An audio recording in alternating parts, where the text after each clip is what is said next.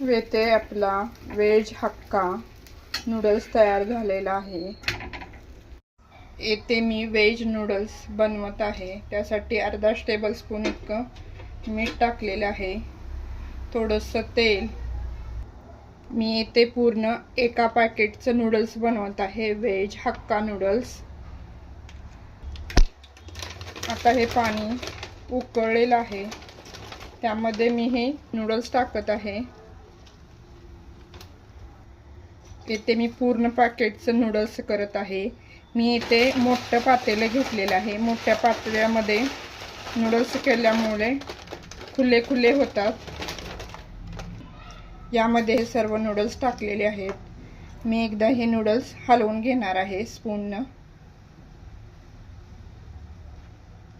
या पद्धतीने हे नूडल्स सुट्टे सुट्टे झालेले आहेत। मोठ्या भांड्यात घेतल्यामुळे नूडल्स सहज सुट्टे सुट्टे होतात। हे नूडल्स छान उकळलेले आहेत। येथे मी हे नूडल्स शिजले का पाहणार आहे। हे नूडल्स आपले इथे शिजलेले आहेत। आता मी गॅस बंद करणार आहे। एका मोठ्या चाळणीत ओतणार आहे हे नूडल्स। येथे मी हा मोठ्या चाळणीत हे सर्व नूडल्स काढून घेणार आहे।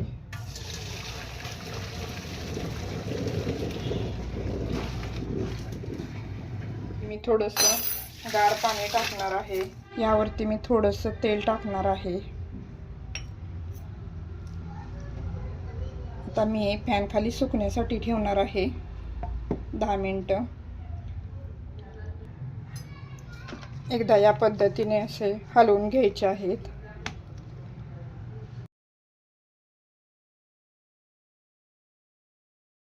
मी एक छोटी पत्ताकोबी घेतलेली आहे, कोबी, हिरव्या मिरच्या 4-5 कांदे, 2 गाजर, 2 शिमला मिरची आणि कांद्याची पात थोडीशी घेतलेली आहे। तुमच्याकडे कोणतेही व्हेजिटेबल्स उपलब्ध असतील ते घेऊ शकता। येथे मी शिमला मिरची बारीक उभी कापून घेतलेली आहे, 2 गाजर बारीक उभं कापून घेतलेले आहेत, कांदा आणि पत्ताकोबी। लास्टला मी कांद्याची पात शेवटी टाकणार आहे, हिरव्या मिरच्या। आपण इथे कढई गरम होण्यासाठी ठेवलेली आहे, त्यामध्ये मी आता तेल टाकणार आहे। येथे तेल गरम झालेलं आहे। बारीक चिरलेलं थोडा लसूण, आलं थोडंसं बारीक चिरून घेतले, 3 ते 4 हिरव्या मिरच्या। आता इथे कांदा टाकणार आहे, गाजर, शिमला मिरची आणि पत्ताकोबी सर्व मी इथे टाकलेलं आहे। येथे मी ह्या भाज्या थोड्या कच्च्याच ठेवले। येते रेड चिली पावडर टाकलेली आहे, थोडीशी विनेगर,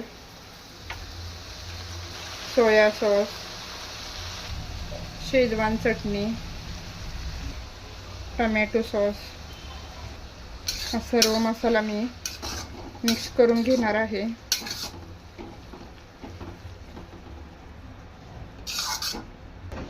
येथे मी हक्का नूडल्स मसाला थोडासा टाकत आहे। हे नूडल्स मी सर्व सुट्टे सुट्टे करून घेतलेले आहेत।